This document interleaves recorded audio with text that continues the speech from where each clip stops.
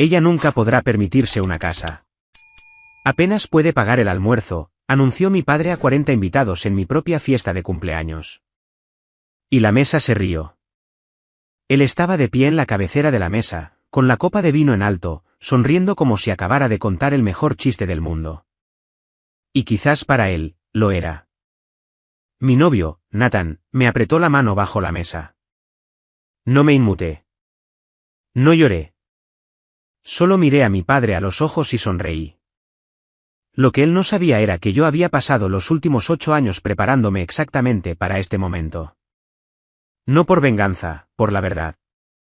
Y la verdad estaba en el bolsillo de mi abrigo, un juego de llaves de una casa por la que él pasa en coche todos los días. Pero las llaves eran solo una parte. Lo que vino después, lo que mi tía sacó de su bolso, lo que mi madre había escrito años antes de morir. Esa es la parte que hizo que su rostro se pusiera blanco. Antes de continuar, por favor, tómate un momento para dar me gusta y suscribirte, pero solo si realmente conectas con esta historia. Y deja un comentario diciéndome desde dónde estás viendo y qué hora es ahora mismo. Siempre me encanta leerlos. Soy Mira. Acabo de cumplir 30 años. Ahora, déjame llevarte a donde esto realmente comenzó, hace 8 años, la semana en que enterraron a mi madre. La casa olía a guisos y lirios. Eso es lo que más recuerdo de la semana en que enterramos a mi madre, como todos seguían trayendo comida que nadie comía y flores que me hacían estornudar. Yo tenía 22 años. Ellen Lawson, mi mamá, había luchado contra el cáncer de ovario durante 14 meses, y perdió un martes de marzo. El funeral estuvo lleno. Mi padre, Gerald, se sentó en el primer banco, estrechando manos como un alcalde en la inauguración de una obra. Lloró exactamente 2 veces, ambas cuando alguien estaba mirando. Brenda, mi hermana mayor, se mantuvo pegada a su lado. Él la abrazaba, le acariciaba el pelo, le decía que todo estaría bien. Yo lavaba los platos en la cocina, no porque alguien me lo pidiera, sino porque a nadie se le ocurrió decirme que parara. Ese viernes, papá convocó una reunión familiar. Solo nosotros 3 en la mesa del comedor donde mamá solía poner 4 platos. Vuestra madre se encargaba de las cosas blandas, dijo. Yo me encargo del dinero. A partir de ahora, las cosas van a ser más estructuradas. Estructurado significaba esto: Brenda seguiría recibiendo su asignación mensual, el pago del seguro de su coche, el reembolso de su matrícula. Brenda tenía un plan. Brenda estaba en la escuela de posgrado. ¿Yo? Acababa de terminar un grado asociado de 2 años y trabajaba en la recepción de una oficina de seguros por $31,000 al año. Tú necesitas aclararte primero, dijo papá. No con crueldad, no en voz alta, solo de forma definitiva. Asentí.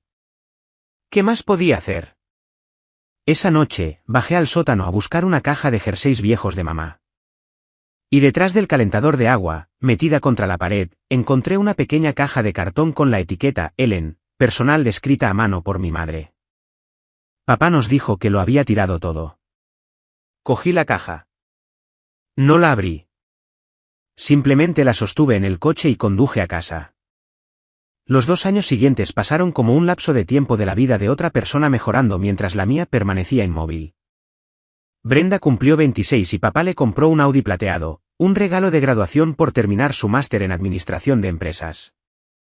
Ella publicó la foto. 93 me gusta. Papá comentó con un emoji de corazón. Brenda cumplió 27 y papá cubrió el pago inicial de una casa adosada a 15 minutos de la suya. Toda chica merece un lugar seguro donde aterrizar, le dijo a la familia en Pascua.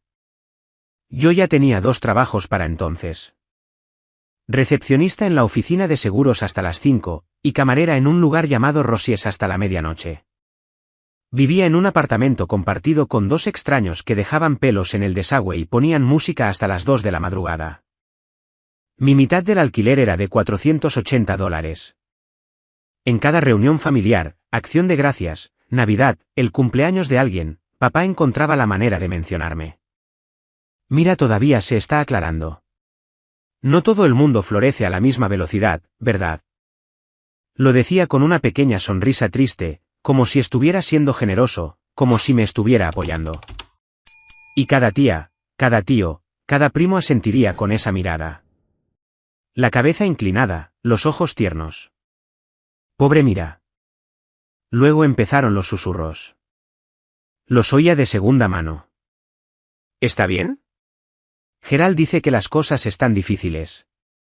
Y mi padre se inclinaba, con la voz baja, noble. He estado ayudando discretamente. No lo estaba haciendo. Descubrí la verdad por accidente. Una tarjeta de agradecimiento de mi tía Donna llegó a casa de papá, reenviada a mí por error. Me alegro mucho de que el dinero que le envié a Gerald te esté ayudando con el alquiler, cariño. Aguanta. Nunca había recibido un céntimo de Donna. Ni uno. Leí la tarjeta 3 veces. Luego la guardé en el mismo cajón que la caja de mi madre. No empecé a construir por mi padre. Empecé porque estaba cansada de estar quieta. A los 23, me matriculé en un certificado de contabilidad en línea, $40 al mes, a mi propio ritmo. Estudiaba en mi teléfono entre llamadas del seguro. Practicaba en hojas de cálculo durante las noches tranquilas en Rosies cuando el bar estaba vacío. Resulta que soy buena con los números, no a nivel de genio, solo constante, cuidadosa, del tipo de persona que revisa una columna 3 veces antes de seguir. Conseguí clientes de contabilidad independientes, un salón de manicura, una empresa de jardinería, un tipo que vendía guitarras antiguas por internet. $20 la hora, luego 30. A los 24, mis ingresos como autónoma superaron mi salario del seguro. Dejé el bar. Nadie de mi familia se dio cuenta. Papá seguía diciéndole a la gente que yo era camarera. A su edad, decía, negando con la cabeza. Yo le dejaba. Luego empecé a investigar sobre bienes raíces. No porque tuviera un plan maestro, sino porque un podcast que escuchaba en el autobús mencionó la estrategia de comprar una propiedad para vivir en una parte y alquilar la otra, y pensé, ya estoy viviendo con extraños. Al menos podría ser la dueña del lugar. Pasé 6 meses yendo a jornadas de puertas abiertas los sábados, aprendiendo sobre los barrios, leyendo informes de inspección por diversión. A los 25, compré mi primera propiedad, un dúplex en la avenida Greenfield, a 20 minutos de la ciudad. $87.000. Préstamo de la Administración Federal de la Vivienda, 3,5% de pago inicial. La cocina tenía daños por agua y la alfombra olía a perro mojado. Pinté cada habitación yo misma. Vi tutoriales de YouTube y arreglé el fregadero que goteaba. Le alquilé la otra mitad a una enfermera llamada Claudia que pagaba puntualmente cada mes. Los ingresos del alquiler cubrían mi hipoteca. Toda. No se lo dije a Brenda. No se lo dije a papá. No se lo dije a nadie. No escondí mi vida para planear una gran revelación. La escondí porque cada vez que compartía algo bueno, él encontraba la manera de hacerlo pequeño. Tenía 27 años cuando mi padre intentó arruinar mi carrera. Acababa de ser ascendida a coordinadora administrativa senior en la compañía de seguros. Nuevo título, un pequeño aumento, mi propio escritorio cerca de la ventana. Era la primera vez en 5 años que sentía que estaba construyendo algo que no me podían quitar. Entonces mi jefa, Linda, me llamó a su oficina un miércoles por la tarde. Cerró la puerta. Así supe. Tu padre llamó, dijo. Expresó preocupación por tu estado mental. Nos pidió que te vigiláramos. Me senté allí muy quieta mientras las paredes se acercaban. Dijo que has estado luchando desde que tu madre falleció. Dijo que pones buena cara, pero, se interrumpió. Estoy obligada a reportarlo. Me llevó 3 semanas aclararlo. 3 reuniones con recursos humanos. Una evaluación de bienestar que no necesitaba. Un formulario que firmé prometiendo que no tenía ninguna crisis de salud mental actual, todo porque mi padre cogió un teléfono y fingió preocupación ante un extraño. Casi pierdo el ascenso. Casi me ponen en un plan de seguimiento. Esa noche, me senté en mi coche en el aparcamiento durante 45 minutos. Mis manos temblaban sobre el volante, no de tristeza, sino de algo más caliente. Él sabía que me estaba yendo mejor, y no podía soportarlo. Conduje a casa y abrí el armario donde guardaba la caja de mi madre. La había estado llevando durante 5 años y no había mirado dentro ni una sola vez. Esa noche, me senté en la cama y quité la cinta adhesiva de la tapa. Dentro, sus pendientes chapados en oro, una foto descolorida de su graduación universitaria, una tarjeta de recetas para pan de plátano, y en el fondo, un sobre cerrado con mi nombre escrito a mano por ella. Lo cogí, pasé el pulgar por la tinta. No estaba lista. Todavía no. Ese día de Acción de Gracias, entré en casa de papá siendo dueña de 2 propiedades. Nadie en la mesa tenía ni idea. Había comprado la segunda 3 meses antes, una pequeña casa de una planta en el mismo barrio que el dúplex. Ejecución hipotecaria, pagada en efectivo con el capital que había acumulado y 2 años de ahorros como autónoma. Tenía 28 años, y mi patrimonio neto había superado silenciosamente las 6 cifras. En la mesa, me senté en mi lugar habitual, en medio, entre primos, lejos de la cabecera donde papá trincha el pavo como un rey concediendo porciones. La tía Patricia se inclinó. Cariño, ¿estás comiendo lo suficiente? Tu padre dice que las cosas han estado difíciles. Parpadeé. Las cosas van bien, tía Pat. Ella me dio una palmadita en la mano. Esa mirada de nuevo, la cabeza inclinada. Desde la cabecera de la mesa, papá levantó su copa.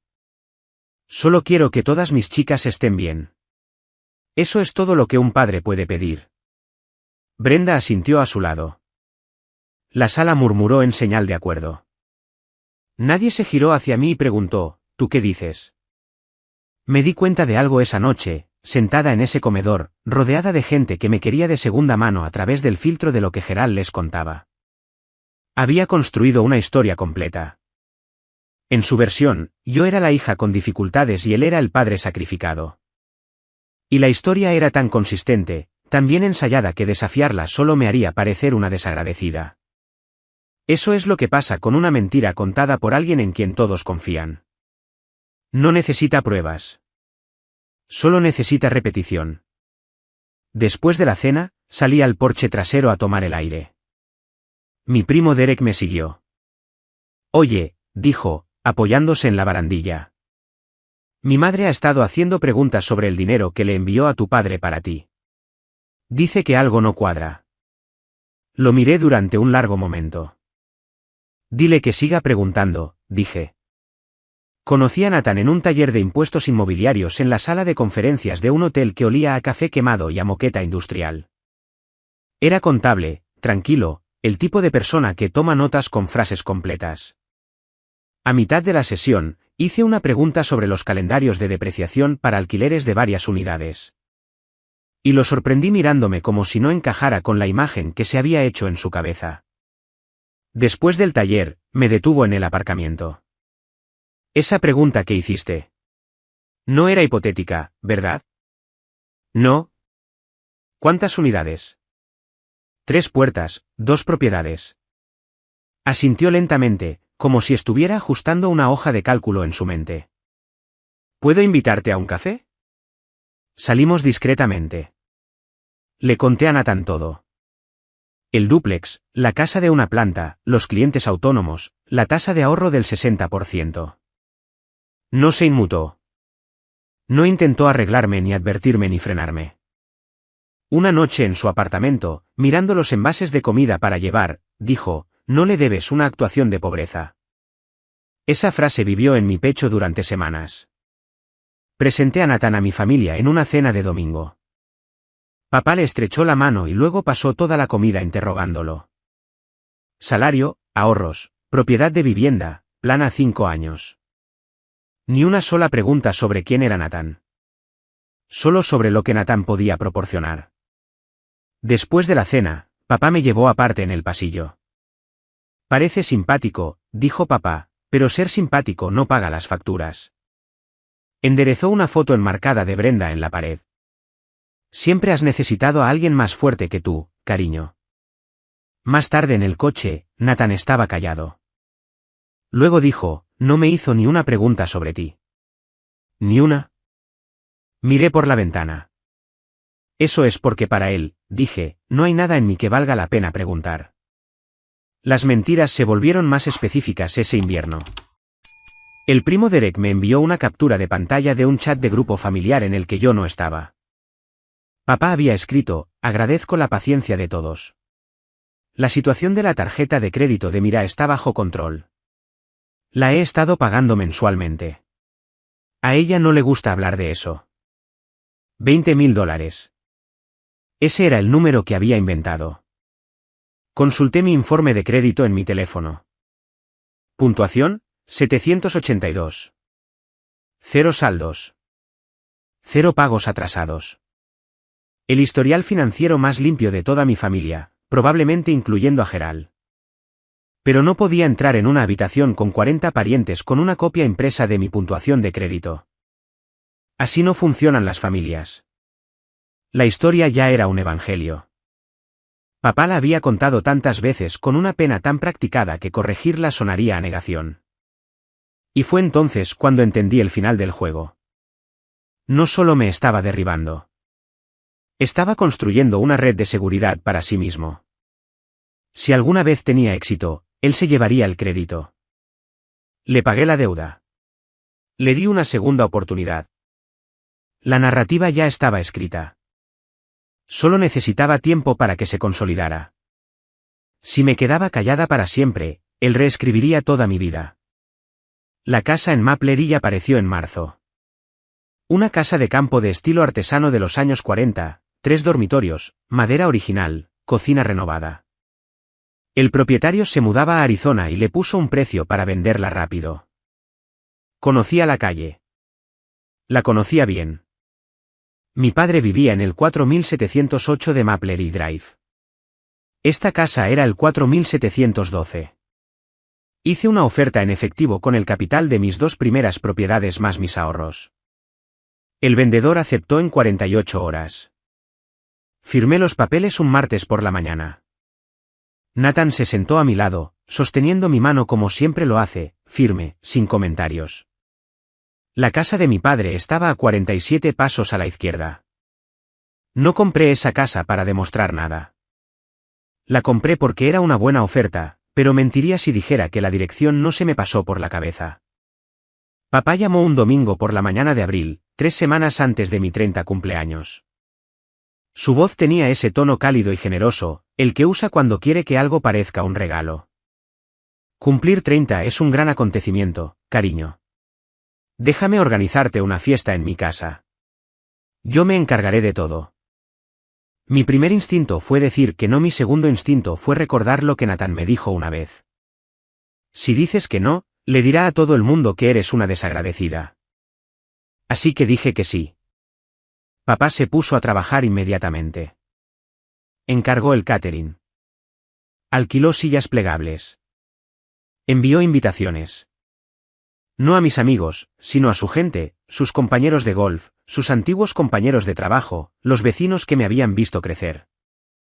Tías, tíos, primos de ambas partes. 40 invitados en la lista. Era el tipo de producción que parecía amor si no sabías la verdad. Brenda me llamó a mitad de semana, sin aliento. Papá lo está dando todo. Incluso ha encargado una tarta con tu foto. ¿No es adorable? Dejé que eso reposara un momento. ¿Quién está en la lista de invitados? Oh, todo el mundo. Familia, vecinos, algunos de sus amigos del trabajo. Hizo una pausa. Creo que incluso tu antigua jefa, Linda. ¿No es genial? Linda, la mujer a la que Gerald había llamado para sabotearme. La mujer que casi me pone en un plan de seguimiento. Eso no era una coincidencia. Gerald no hacía coincidencias. Hacía jugadas de ajedrez. Nathan me encontró esa noche sentada en el suelo de la cocina mirando la invitación que papá había enviado para mi propia fiesta de cumpleaños con su dirección como remitente en el sobre. No te está organizando una fiesta, dijo Nathan, sentándose a mi lado. Está reuniendo a un público. Le di la vuelta al sobre en mis manos. En el armario de mi abrigo, colgado de un gancho, había una chaqueta con un juego de llaves en el bolsillo. Entonces supongo que será mejor que traiga un espectáculo, dije. El día de la fiesta, me quedé fuera de la casa de papá durante un minuto entero antes de entrar. El césped estaba cortado en líneas diagonales. Un arco de globos enmarcaba la puerta principal, plateado y blanco. A través de la ventana, pude ver la pancarta Feliz 30 Mira en letras rizadas. Parecía amor. Parecía esfuerzo. Y quizás en algún lugar debajo de la actuación, una pequeña parte era real. Esa era la parte que siempre me afectaba. Nathan y yo entramos juntos. La casa ya estaba llena de gente. La gente se agrupaba alrededor de la mesa del buffet, con platos de papel en la mano, riendo, poniéndose al día. Papá estaba en el centro de la sala de estar, estrechando manos, abrazando a las mujeres en la mejilla, rellenando copas de vino. Pero lo primero que noté fue la pared. La pared de la sala de estar, la visible desde todos los ángulos del plano abierto, estaba cubierta de fotos enmarcadas. Brenda graduándose de la universidad, la fiesta de compromiso de Brenda, la primera casa de Brenda, Brenda y papá en un restaurante, sonrisas a juego. Mi foto también estaba allí. Una de cuando tenía 10 años, sin mis 2 dientes frontales, sosteniendo una cinta de participación de una feria de ciencias. La miré durante 3 segundos. Luego aparté la vista. Papá me vio y abrió los brazos. Ahí está, la cumpleañera. Me abrazó. Luego dio un paso atrás, me miró de arriba abajo. Mi suéter de punto gris, mis vaqueros oscuros, mis botas planas. ¿No pudiste encontrar algo más bonito?, dijo a la ligera. Es tu cumpleaños. Antes de que pudiera responder, se volvió hacia Brenda, que estaba detrás de él con un vestido esmeralda ajustado. ¿No está preciosa Brenda? Le compré ese vestido la semana pasada. Respiré. La mano de Nathan encontró la parte baja de mi espalda. Al otro lado de la habitación, la tía Donna me miró. Sostenía su bolso cerca de su costado, le dio una palmadita una vez y me hizo el más pequeño de los asentimientos. La fiesta se llenó como un teatro antes del telón. La gente tomó asiento en la larga mesa del comedor. El orgullo de papá, una mesa para 12 personas que compró después de que mamá muriera. Porque mesas más grandes significan más público. Papá se movió por la sala. Chocó copas. Contó historias. Hizo de anfitrión como siempre lo hace, lo suficientemente alto para ser escuchado, lo suficientemente cálido para ser creído. Cuando todos estuvieron sentados, levantó su copa. Por Mira, dijo, mi pequeña que siempre marcha a su propio ritmo. Algunas personas aplaudieron. Sonreí. Brindis de cumpleaños estándar. Podía sobrevivir a esto. Luego se inclinó hacia su compañero de golf Jim, sentado a su derecha. Bajó la voz, pero no lo suficiente. La acústica de un comedor silencioso no perdona los susurros. Entre nosotros, todavía la ayudo cada mes. Eso es lo que hacen los padres, ¿verdad? Jim asintió solemnemente. La tía Patricia, a 3 sillas de distancia, me miró con esa lástima de cabeza inclinada que había estado viendo durante 8 años. La esposa de Jim se volvió hacia mí alegremente. Entonces, ¿a qué te dedicas, cariño? Abrí la boca. Es administrativa, respondió papá. Un buen trabajo sólido. No todo el mundo está hecho para la vía rápida. Me guiñó un ojo como si fuera un cumplido. Bajo la mesa, la mano de Nathan se apretó alrededor de la mía. Podía sentir su pulso, más rápido de lo habitual. Estaba enfadado. Yo no. Todavía no. Estaba observando. Miré alrededor de la sala, 40 caras, y cada una de ellas creía una versión de mí que mi padre escribió. La hija con dificultades, la receptora agradecida, la que florece lentamente y necesita la ayuda de papá. Papá se levantó de nuevo, golpeó su copa con un tenedor. La sala se silenció. Quiero decir unas palabras más sobre Mira. Sus ojos brillaron, y pensé, aquí viene. Se tomó su tiempo. Siempre lo hace. Gerald Lawson no apresura una actuación. Deja que el silencio se acumule primero. Deja que la sala se incline. Deja que todos los ojos lo encuentren. Saben, comenzó, agitando su vino. Cuando Brenda cumplió 30, acababa de cerrar la compra de su primera casa. Hizo una pausa para los murmullos de aprobación. Los tienes, mira. Otra pausa. Digamos que ella está en una línea de tiempo diferente. Risas educadas. Algunas personas bajaron la mirada. Papá aprovechó el impulso. Su voz se hizo más grande. Ella nunca podrá permitirse una casa. Apenas puede pagar el almuerzo. La risa fue más fuerte esta vez. Jim golpeó la mesa. Una prima que apenas conocía resopló en su servilleta. Patricia apretó los labios pero no dijo nada. Papá abrió los brazos, sonriendo.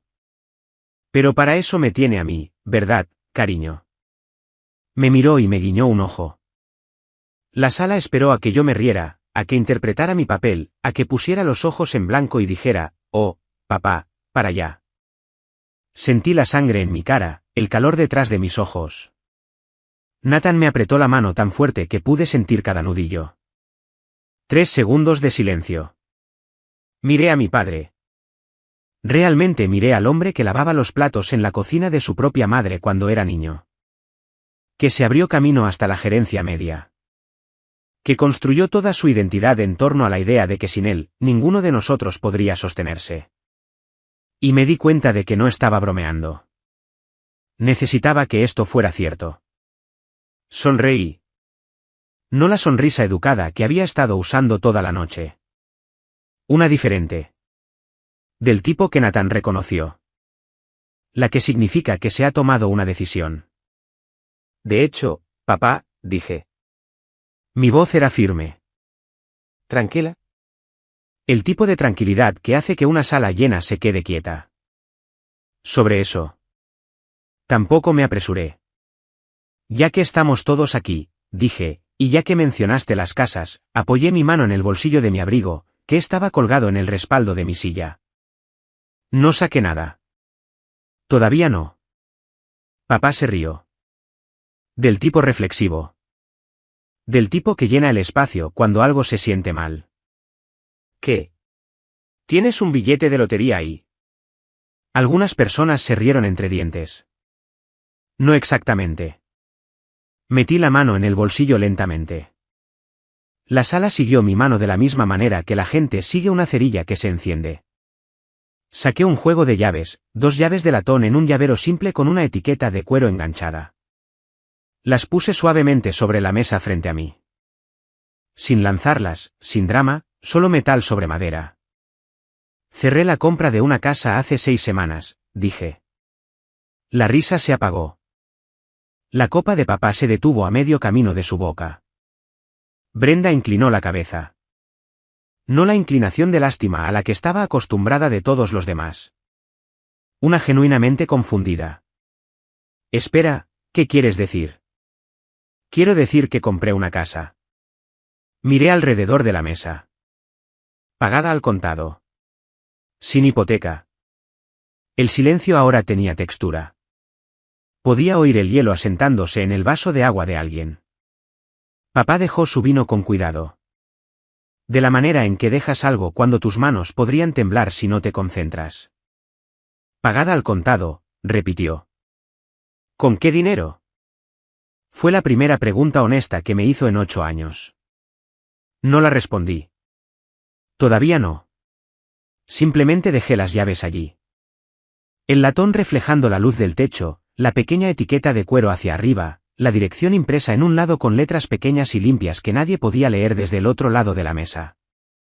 Nadie excepto el hombre sentado a 47 pasos de esa dirección todos los días. Papá se recuperó rápido. Le doy ese mérito. Se reclinó en su silla y se rió entre dientes.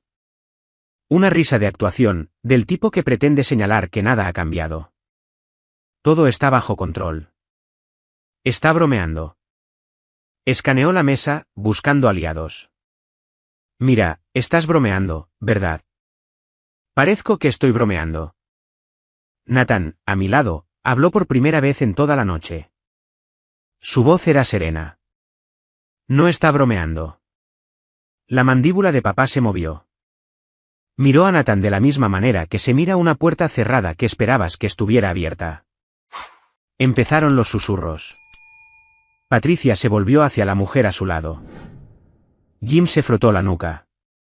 Derek, a mitad de la mesa, se inclinó hacia adelante sobre sus codos.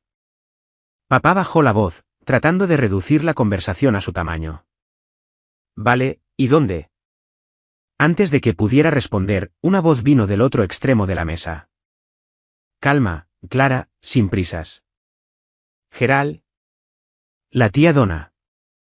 Estaba sentada con las manos cruzadas sobre la mesa, su bolso abierto junto a su plato. Ya que estamos aclarando las cosas esta noche, dijo, yo también tengo algunas preguntas. Papá se volvió para enfrentarse a su hermana y vi algo cruzar su rostro que nunca había visto antes. No ira, no desafío. ¿Miedo? Estuvo allí y desapareció en medio segundo, pero lo capté. Nathan lo captó. Donna definitivamente lo captó. Metió la mano en su bolso y sacó una carpeta de manila. No gruesa, pero lo suficientemente llena. La puso sobre la mesa junto a su plato y apoyó la mano encima. Pero primero mira, dijo, y asintió hacia mí. Adelante, cariño. Diles la dirección. Cogí las llaves, giré la etiqueta de cuero para que el lado impreso mirara hacia afuera. Y con la misma voz tranquila que había estado usando toda la noche, la leí en voz alta. 4712 de Maple Ridge Drive. Lo dije una vez. No necesité decirlo de nuevo. El silencio que siguió tenía una forma, como una respiración contenida de 40 personas a la vez. Papá vive en el 4708 de Maple Ridge Drive. Todos en esa mesa habían estado en su casa. Todos conocían la calle. Y todos estaban ahora haciendo los cálculos. Patricia fue la primera en hablar. Eso es. Eso está justo al lado de tu casa, Gerald. Papá no se movió. Su mano todavía descansaba en la base de su copa de vino, pero sus dedos se habían puesto blancos. Continué, con el mismo tono, el mismo ritmo, como si leyera el pronóstico del tiempo. 3 dormitorios, cocina renovada, suelos de madera originales, pagada al contado, sin hipoteca. Los susurros ya no eran susurros. Jim apartó su silla de la mesa una pulgada como si la distancia pudiera ayudarle a procesarlo. Su esposa me miraba con la boca abierta. Brenda negó ligeramente con la cabeza. ¿Tú? ¿Desde cuándo tú? Esta es mi tercera propiedad, en realidad. No lo dije para asestar un golpe. Lo dije porque se debía la verdad completa a una sala que había sido alimentada con medias verdades durante 8 años. ¿Tercera? Repitió Patricia. La primera fue un dúplex. Tenía 25 años. La segunda fue una casa de una planta 2 años después. Miré alrededor de la mesa a las caras que me habían compadecido, rezado por mí, dado dinero a mi padre para que me lo entregara. Nunca he tenido saldo en una tarjeta de crédito. Mi puntuación de crédito es de 782, y no le he pedido a papá ni $1 desde que mamá murió. La sala cambió, no hacia mí, sino lejos de Gerald. No me estaba regodeando. No estaba actuando. Solo estaba de pie en la verdad por primera vez frente a personas a las que solo se les había dado la mentira. No les digo esto para avergonzar a nadie. Se lo digo porque alguien en esta mesa pasó 8 años asegurándose de que ninguno de ustedes creyera que podía hacerlo. Mi padre encontró su voz como un hombre que se ahoga encuentra la superficie. Jadeando, buscando, sin gracia. 3 propiedades. Forzó una risa. Salió mal. Demasiado aguda, demasiado tensa. Vamos. ¿Quién te ayudó? Nathan, ¿era este tu dinero? Nathan no se inmutó. No, señor. Todo esto fue mira. Papá cambió de táctica. Se enderezó en su silla, cuadrando los hombros, tratando de recomponer la postura de patriarca que la sala siempre le había dado permiso para llevar. Vale, así que compraste alguna casa para reformar en alguna parte. Felicidades. Hizo un gesto con la mano como si estuviera limpiando migas de la mesa. Pero no tenías que convertir mi fiesta en una. ¿Tu fiesta? Las palabras salieron de mi boca antes de que las planeara, y la sala volvió a quedarse en silencio. Me dijiste que esta era mi fiesta de cumpleaños, papá. Abrió la boca, la cerró. El desliz había salido, y no podía volver atrás. Había dicho la parte callada en voz alta. Este era su evento, su escenario, su público, y cada persona en la mesa lo escuchó. Brenda miró a papá, luego a mí, y de nuevo a papá. Vi algo parpadear detrás de sus ojos. No ira, no lealtad, algo nuevo. Duda. Desde 3 asientos de distancia, Jim se inclinó hacia su esposa. Pensó que estaba susurrando, pero la sala estaba tan silenciosa ahora que un susurro se oía como un grito. ¿Sabías de esto? Me dijo que estaba arruinada. Su esposa negó lentamente con la cabeza. No reaccioné. No lo necesitaba. La verdad estaba haciendo su propio trabajo ahora, llenando rincones, levantando piedras, exponiendo cosas que habían vivido cómodamente en la oscuridad. Cogí mi vaso de agua y di un sorbo lento. Este es mi cumpleaños, dije con calma. Y yo decido lo que comparto en mi propio cumpleaños. He visto a mi padre cambiar de máscaras toda mi vida. El proveedor, el bromista, el padre preocupado, pero la que buscó ahora, la que siempre guarda para emergencias, es la de la víctima. Sus hombros cayeron, su voz se suavizó, sus ojos se enrojecieron en los bordes. Un truco que había visto en el funeral de mamá, en la graduación de Brenda, en cada momento en que la simpatía era más útil que la autoridad. Así que esto es lo que recibo. Se llevó la mano al pecho. Te crié. Mantuve a esta familia unida después de que tu madre muriera, y así es como me lo pagas. Su voz se quebró, perfectamente sincronizada. ¿Humillándome en mi propia mesa? Se volvió para mirar a la sala, lenta, deliberadamente, haciendo contacto visual con cada persona como un predicador se dirige a una congregación. Todos ustedes ven esto, ¿verdad? Lo di todo por estas chicas. Algunas cabezas asintieron reflexivamente. La vieja programación era fuerte. La tía Patricia buscó su servilleta. Jim estudió su plato. Y por un segundo terrible, sentí la atracción. La gravedad de 30 años de condicionamiento diciéndome que me disculpara, que lo suavizara, que le permitiera reescribir esto también. Pero no lo hice. Miré a Donna. Me devolvió la mirada desde el otro lado de la mesa, su mano todavía descansando sobre esa carpeta de Manila. Lo diste todo, dije. No en voz alta, no con crueldad, solo con claridad. Papá, déjame preguntarte algo. La sala contuvo la respiración. ¿Cuánto te envió la tía Donna para mi alquiler en los últimos 5 años? El color abandonó su rostro de la misma manera que la luz abandona una habitación cuando alguien apaga un interruptor. Donna se levantó lentamente.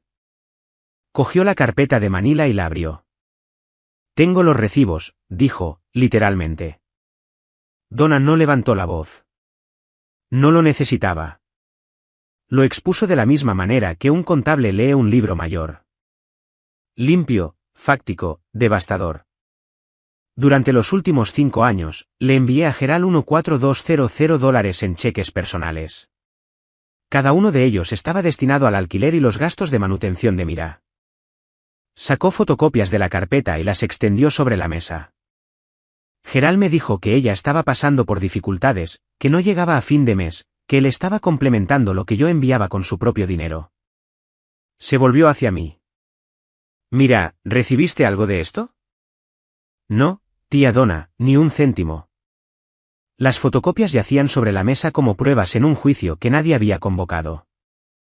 Cada cheque era una instantánea, una fecha, una cantidad, una línea de concepto.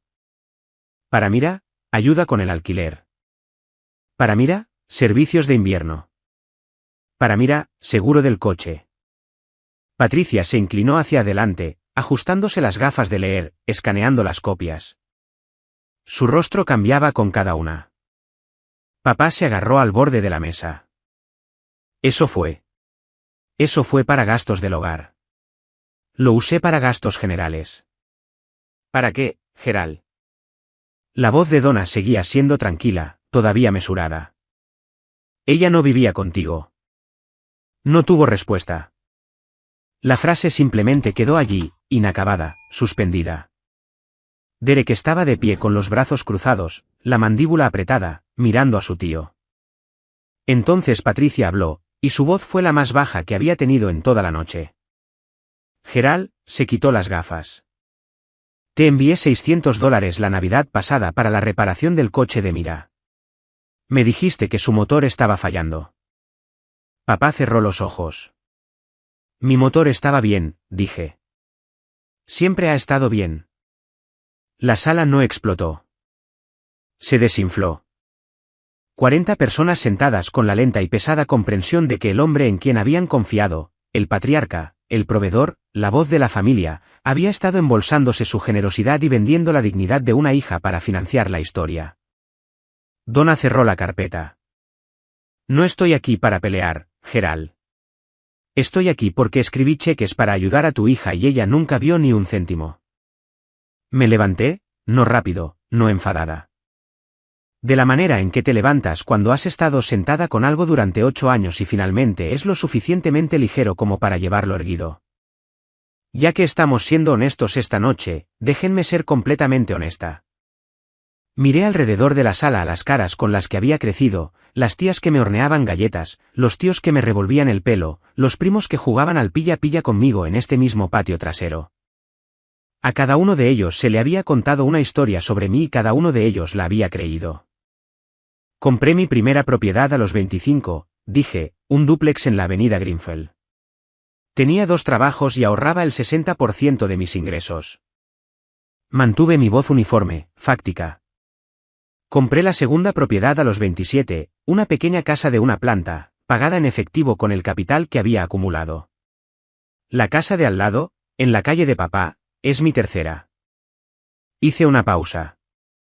Nunca he tenido deudas de tarjeta de crédito. Mi puntuación de crédito es de 782.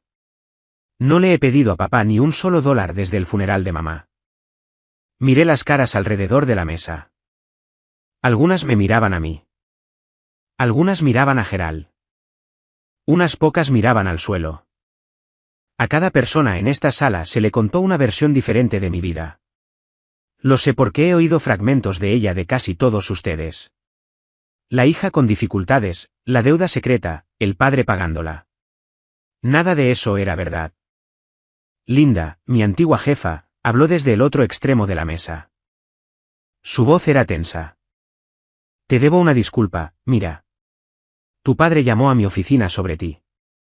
Debería haber hablado contigo primero. Asentí. Gracias, Linda. Luego miré a la sala una vez más.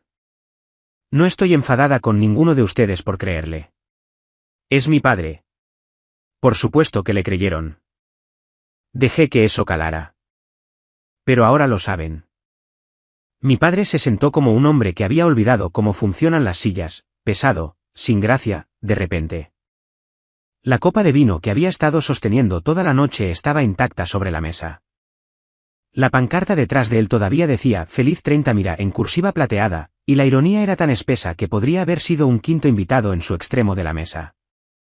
Miró a Brenda, su niña de oro, su espejo, la que siempre se sentaba a su lado, que siempre asentía, que siempre estaba de acuerdo. Brenda estaba mirando su servilleta. Sus dedos retorcían la tela en una espiral apretada. No lo entienden, dijo papá. Su voz estaba desnuda ahora. Sin actuación, sin proyección, solo un hombre hablando a una sala que había dejado de escuchar. Todo lo que hice, lo hice porque amo a esta familia. Dejé que las palabras existieran por un momento. Luego respondí, no, papá. Lo hiciste porque necesitabas que te necesitáramos. No levanté la voz. Hay una diferencia. Él apartó la vista, hacia la ventana, hacia la calle, hacia la casa en el 4712, que ahora era de mi propiedad, que estaba oscura y vacía y a 47 pasos de su puerta principal. No tenía nada. Ninguna respuesta, ninguna redirección, ninguna máscara a la que recurrir. Nathan me puso la mano en el hombro. No dijo una palabra. No lo necesitaba. Patricia se levantó de su silla, rodeó la larga mesa y me abrazó. Olía a lavanda y a vieja culpa. Lo siento, cariño, dijo contra mi pelo. Debería haberte preguntado. Entonces Brenda habló. Su voz era pequeña, temblorosa, la voz de alguien que tira de un hilo que sabe que desenredará todo. Papá levantó la vista. También les dijiste que conseguí mi casa gracias a tu dinero. Un instante. Porque te lo devolví hace 3 años. Me dijiste que no se lo contara a nadie. La sala tomó otra bocanada de aire y Gerald Lawson se encogió un poco más. El comedor tenía el extraño silencio de un lugar donde se habían dicho demasiadas verdades en muy poco tiempo. La gente estaba procesando. Algunos miraban la mesa. Algunos miraban a Gerald. Algunos no miraban a nada. Me volví a sentar. Mis manos ya no temblaban. Metí la mano en mi abrigo, en el mismo bolsillo que había contenido las llaves, y saqué un sobre cerrado, de color crema, ligeramente amarillento en los bordes, con mi nombre escrito a mano por mi madre en el frente. Mamá me dejó una carta, dije. Papá escondió la caja en la que estaba. Nos dijo que había tirado todas sus cosas personales. La encontré de todos modos. Los ojos de Gerald se clavaron en el sobre. Vi cómo el reconocimiento lo golpeaba, no de la carta en sí, sino de lo que significaba. Ellen sabía. Su esposa, que murió hace 8 años, lo había visto claramente. La abrí hace 2 semanas, dije. No la leeré toda, pero hay una parte que creo que esta sala debería escuchar. Desdoblé la única página. La escritura de mamá era cuidadosa, incluso cerca del final, cuando sus manos habían sido tan delgadas que los anillos se le caían. Leí una línea. Mira, tu padre ama de la única manera que sabe, aferrándose. No dejes que se aferre tan fuerte que olvides cómo mantenerte en pie. No pude enseñarle a soltar, pero puedo decirte que tú siempre fuiste lo suficientemente fuerte. Donna se llevó el dorso de la mano a la boca. Los ojos de Patricia estaban húmedos. Derek apartó la vista. Papá miró la carta como si fuera un fantasma. ¿Ella escribió eso? Su voz apenas se oía. Ella sabía, papá. Doblé la página y la volví a meter en el sobre. Siempre lo supo. No discutió, no inventó, no buscó una máscara. Por primera vez en mi memoria, Gerald Lawson se sentó en una sala llena de gente sin absolutamente nada que decir. No porque lo hubieran pillado, sino porque la única persona que mejor lo entendía lo había descrito, con delicadeza y precisión, antes de morir. Me levanté por última vez, no para dar un discurso, no para emitir un veredicto, solo para terminar lo que empecé. No estoy aquí para destruir a nadie, dije. Estoy aquí porque esta noche se suponía que era sobre mí, y casi se convierte en otra actuación. Miré la pared de fotos, la graduación de Brenda, la casa de Brenda, el compromiso de Brenda. Mi única foto, desdentada y con 10 años, sosteniendo una cinta de participación. Tengo 3 propiedades. No tengo deudas. Construí esto con 2 trabajos, 7 años de ahorro del 60%, y muchos fines de semana aprendiendo a reparar paneles de yeso. Algunas personas casi sonrieron. Les digo esto no para presumir, sino porque durante 8 años, la historia que se contó sobre mí en esta sala fue una mentira, y las mentiras ya no pueden estar cómodas. Me volví hacia papá. No pido una disculpa. Pido que la verdad exista en esta sala, aunque sea incómoda. No respondió. Sus ojos estaban en la mesa. Cogí las llaves de donde habían estado. Todavía reflejando la luz. Todavía llevando una dirección que lo ensombrecería cada vez que mirara por la ventana de su cocina. La casa de al lado. Me la quedo. La alquilaré. Y sí, papá, yo elegiré a los inquilinos. Dejé pasar un pequeño y silencioso instante. No una sonrisa burlona. Solo el más leve cambio en la comisura de mi boca. Suficiente. La sala lo entendió. Nathan se puso a mi lado. No nos fuimos. No salimos furiosos. Volví a colocar mi silla en la mesa y me senté porque todavía era mi cumpleaños y había terminado de dejar que nadie más lo dirigiera. Ahora, dije, mirando la tarta intacta en el centro de la mesa. ¿Alguien va a cortarla o tengo que hacerlo todo yo? Derek se rió primero, luego Patricia. Luego toda la mesa, lentamente, como un motor que arranca. Por primera vez en toda la noche, la risa no era a mi costa. La fiesta no terminó. Cambió de forma. La mesa se dividió en grupos. Pequeños grupos hablando en voz baja, inclinándose cerca, recalibrando. Algunas personas se me acercaron. Patricia me apretó el brazo. Derek me trajo un trozo de tarta y dijo, «Feliz cumpleaños, prima». De verdad esta vez. Una prima segunda con la que no había hablado en años me abrazó sin decir palabra. Otros mantuvieron la distancia. No hostiles, solo recalculando. Geral había sido el eje de esta familia durante tanto tiempo que perderlo como punto de referencia dejó a la gente desequilibrada. Unos pocos se dirigieron a la cocina, rellenando bebidas, evitando el contacto visual. Estaba bien. No necesitaba la aprobación unánime. Solo necesitaba la verdad en la sala. Jim, el compañero de golf de papá, se acercó a Nathan. Le estrechó la mano firmemente. «Es increíble, ¿verdad?», dijo Jim. La respuesta de Nathan fue simple. «Siempre lo ha sido». Linda me llevó aparte cerca del pasillo. «Mira, si alguna vez quieres volver, siempre hay un lugar para ti en la oficina». «Te lo agradezco, Linda». «De verdad, pero estoy bien donde estoy». Ella asintió. Pude ver que quería decir más sobre la llamada telefónica, sobre lo que debería haber hecho de otra manera. Pero algunas disculpas son mejores si son breves. Papá se sentó solo en la cabecera de la mesa. Su copa de vino estaba finalmente vacía, y nadie la rellenaba. Brenda se sentó a 2 sillas de distancia, lo suficientemente cerca para estar presente, lo suficientemente lejos para estar separada. Estaba mirando su teléfono, sin escribir nada. Desde el otro lado de la sala, oí a una vecina, la señora Garland, que había vivido en Maplery durante 30 años, inclinarse hacia Patricia. Me dijo que esa chica estaba con asistencia social, susurró. Una vez casi llamo a los servicios sociales por ella. Patricia cerró los ojos. Oh, Dios mío. No lo oí como un chisme. Lo oí como el sonido de una historia siendo reescrita en tiempo real. La fiesta se fue dispersando. Los abrigos salieron de los ganchos. Los coches arrancaron en la entrada. Pero algunas personas se quedaron, las que necesitaban que las cosas se resolvieran, no solo que salieran a la superficie. Donna se sentó frente a papá. La carpeta de Manila estaba cerrada, pero todavía sobre la mesa entre ellos como una línea trazada con tinta. «Geral». Su voz era serena. Sin veneno.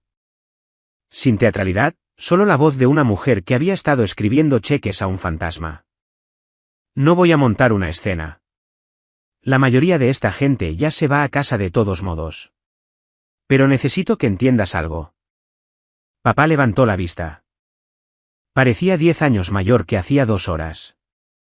Se enviaron $14.200 para Mira. No llegaron a Mira. Cruzó las manos. Espero que me los devuelvan. No los necesito mañana, pero necesito que lo reconozcas. Fue un malentendido, dijo papá en voz baja, automáticamente. $14.000 no son un malentendido, Geral. Patricia, que había estado de pie cerca de la puerta de la cocina, se acercó. Yo también quiero mis $600 de vuelta. Papá cerró los ojos. Lo vi hacer los cálculos. No solo el dinero, el inventario completo. Cada mentira contada, cada cheque cobrado, cada cena en la que representó el sacrificio mientras gastaba el amor de otra persona. Lo resolveré, dijo, casi en un susurro. Donna se inclinó hacia adelante. Tienes 60 días. Después de eso, hablaré con un abogado.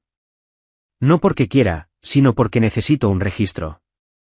Papá se estremeció ante la palabra abogado, no porque temiera un tribunal, sino porque la palabra lo hacía real. ¿Oficial? Fuera de la gramática familiar que siempre había controlado.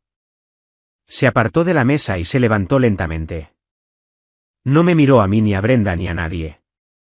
Entró en la cocina donde una vez lavé los platos sola después del funeral de mi madre, y cerró la puerta tras de sí. Fue la primera vez en mi vida que vi a Gerald Lawson abandonar la cabecera de la mesa. Todavía te quiero, Gerald, le dijo Donna a la puerta cerrada. Pero el amor no significa que te deje quedarte con mi dinero. El porche trasero estaba frío. A Abril en el Medio Oeste no le importan tus revelaciones. Te enfriará de todos modos. Salí a tomar el aire. La luz del porche estaba apagada. Podía oír el aspersor del vecino haciendo tic-tac en la oscuridad. Brenda salió detrás de mí. No dijo nada al principio. Simplemente se quedó a mi lado, abrazándose a sí misma, mirando el jardín donde solíamos atrapar luciérnagas cuando mamá vivía, y el mundo era más pequeño y más simple. Se lo devolví, dijo finalmente. El pago inicial, todo. Me dijo que lo mantuviera en secreto. Dijo que era entre nosotros. Le dijo a todo el mundo que todavía te mantiene, dije yo. Lo sé. Se ajustó más el cardigan. Se lo permití porque era más fácil que pelear. Estuvo en silencio por un momento. Lo siento, mira. Tú no me hiciste esto. No, pero tampoco lo detuve. Dejé que eso reposara porque tenía razón y porque la verdad no siempre necesita ser suavizada. Estuvimos hombro con hombro. Sin abrazo, sin lágrimas, pero algo más. Una puerta que había estado sellada durante años, abriéndose, lo suficiente para dejar pasar la luz. 3 propiedades, dijo. Casi me río. Me llevó 8 años. Eso es. Negó con la cabeza. Sinceramente, eso es increíble. Tenía una buena motivación. Se volvió hacia mí. Pude verla procesando. Los años de ser la favorita. Los años de aceptar ventajas que nunca cuestionó. La lenta comprensión de que ser la elegida no era lo mismo que ser amada. ¿Puedo verla?, preguntó. La casa, la de al lado. Cuando quieras. Ella asintió. Miramos juntas el oscuro jardín. Yo era la favorita, dijo en voz baja. Lo sé, y estoy empezando a darme cuenta de que eso tampoco fue un regalo. Fue lo más honesto que mi hermana me había dicho jamás. La primera semana después de la fiesta fue extraña. Mi teléfono no paraba de vibrar. Mensajes de familiares de los que no había sabido nada en meses. Algunos eran amables. Mira, estoy muy orgulloso de ti. Algunos estaban en conflicto. Debe haber sido duro para tu padre. Y unos pocos eran los que esperaba. Es tu padre. Deberías perdonarlo. No respondí a esos. Lo que más noté fue el silencio. El chat de grupo familiar. Al que nunca me habían añadido. En el que papá publicaba actualizaciones sobre mi deuda ficticia se silenció. Derek me dijo que nadie había publicado nada desde la fiesta. El chat no fue eliminado. Simplemente murió. De la misma manera que mueren las cosas cuando la persona que las alimentaba deja de ser de confianza. Los efectos dominó fueron pequeños pero medibles. Patricia llamó a Donna para planificar la próxima cena familiar. No a Gerald. Por primera vez en una década, la logística de Acción de Gracias no pasaba por la cocina de mi padre. Jim y su esposa dejaron de aparecer en el cuarteto de golf de los sábados de papá. No de forma dramática. Simplemente encontraban otros planes semana tras semana hasta que el patrón se convirtió en la respuesta. La señora Garland, la vecina, dejó una tarjeta en el buzón de papá. Nunca supe lo que decía. Pero papá ya no la saludaba desde la entrada del garaje. Me llamó una vez. Era un martes por la noche, llovía. Me has arruinado, dijo. Sin preámbulos, sin hola. Dejé que las palabras reposaran. Dije la verdad, papá. Lo que construiste sobre mentiras, eso siempre iba a caer. Ya nadie me llama. Mira, estás feliz. Lo pensé. Realmente lo pensé. No estoy feliz por eso, dije. Pero tampoco soy responsable de ello. Colgó. Me senté en mi apartamento y escuché la lluvia y sentí algo que no había sentido en años. El alivio específico de una carga que pertenece a otra persona. Donna envió el correo electrónico un lunes. Formal, con viñetas, asunto, solicitud de resolución de fondos pendientes. Lo detalló todo, sus $14.200, los 600 de Patricia, otros 3 parientes que se presentaron después de la fiesta. El tío Ray con $1.200 para el trabajo dental de Mira. La prima Lisa con $800 para los neumáticos de invierno de Mira. Y la amiga de la familia Margaret con $1.400 para el pago del préstamo estudiantil de Mira. Nada de eso me había llegado. Todo había llegado a Gerald. Total, $18.200. Papá no se opuso. Eso me sorprendió. Quizás calculó que una disputa legal costaría más, no en dólares, sino en lo que quedara de su reputación. Retiró el dinero de sus ahorros para la jubilación, escribió cheques, los envió dentro del plazo de 60 días, cada uno con un escueto concepto, reembolso. No estaba en bancarrota. No estaba sin hogar. Todavía tenía su casa, su pensión, su camioneta. Pero el colchón que había construido sobre la amabilidad de otras personas se había ido. Brenda empezó a establecer sus propios límites esa primavera. Le dijo a papá que no quería que discutiera sus finanzas con nadie. Ni con parientes, ni con amigos, ni con vecinos. Cuando él se opuso, soy tu padre. Tengo derecho a... Ella lo interrumpió. Tienes derecho a ser mi padre, no mi portavoz.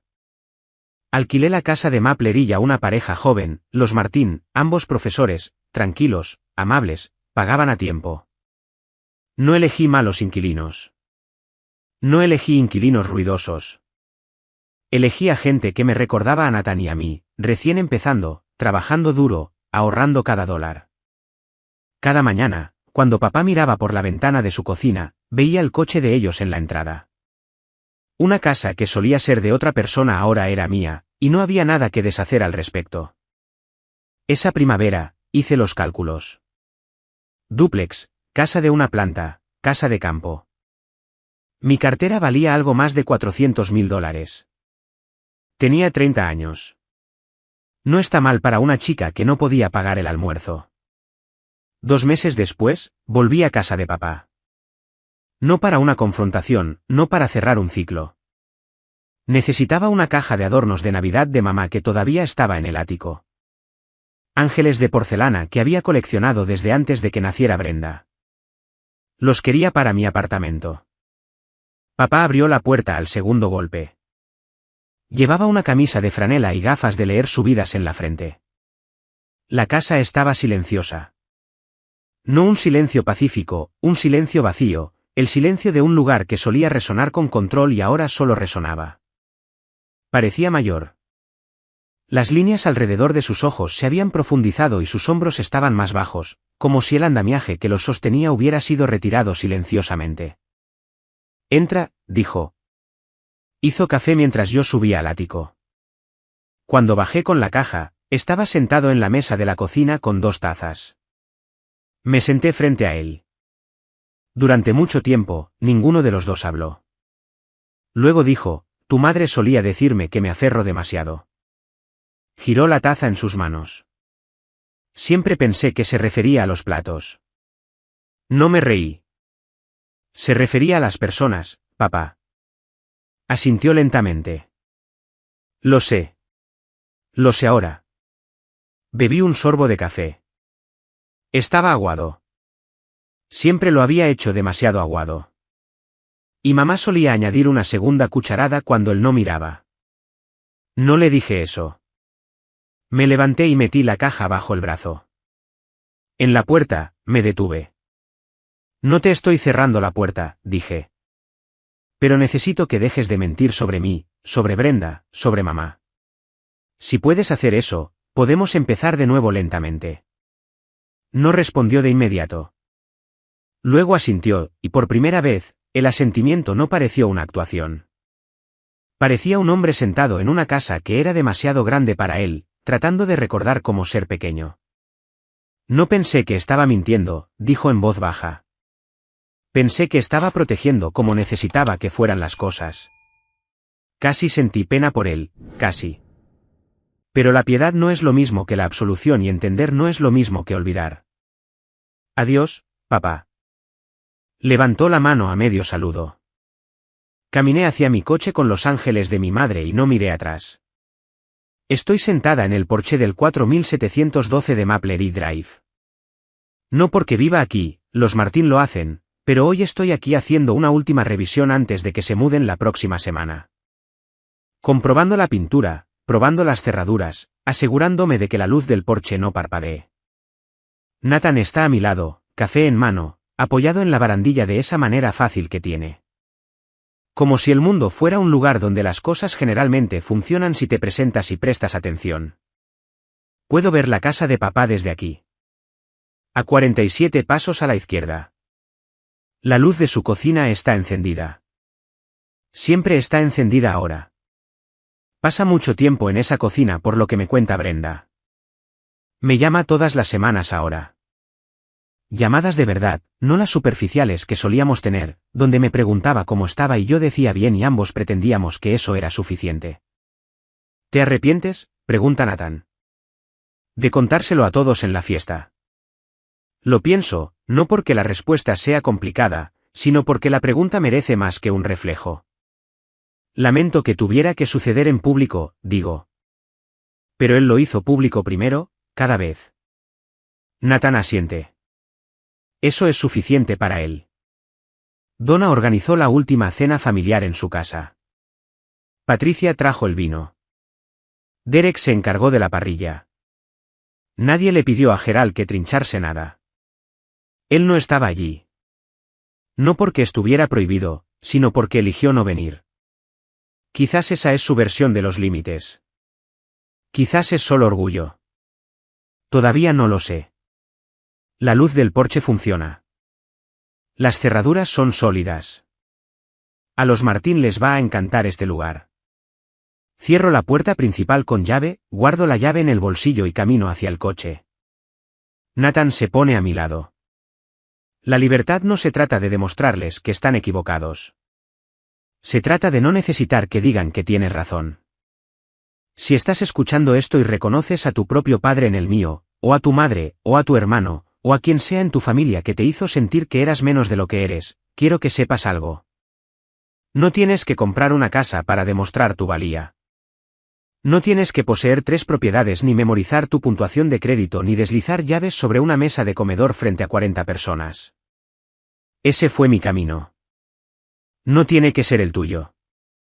Lo que importa es el momento en que dejas de aceptar la versión de otra persona sobre quién eres. Para mí, las llaves no eran el punto. Eran solo la prueba de que ya no podían narrarme. El verdadero punto de inflexión ocurrió años antes de la fiesta.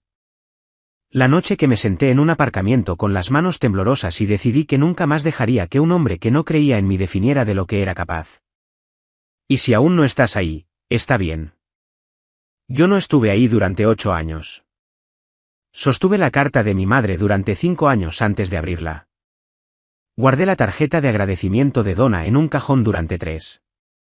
Vi a mi padre mentir sobre mí en cada mesa festiva y no dije nada.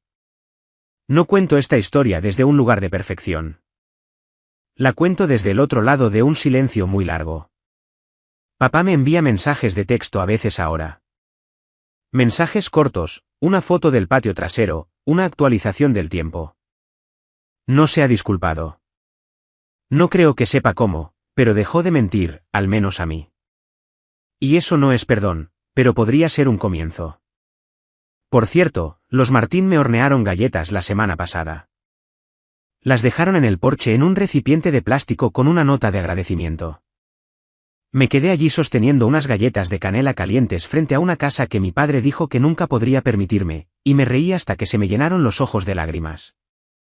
La ironía no se me escapó. La mejor venganza no es una casa ni una llave ni un juego de recibos. Es convertirte en alguien a quien ya no pueden narrar. Ahora llevo la carta de mamá en mi cartera, doblada pequeña, metida detrás de mi permiso de conducir, donde puedo sentirla cada vez que busco algo. Siempre fuiste lo suficientemente fuerte. Algunos días lo creo completamente. Otros días tengo que leerla de nuevo. Pero está ahí. Ella se aseguró de eso.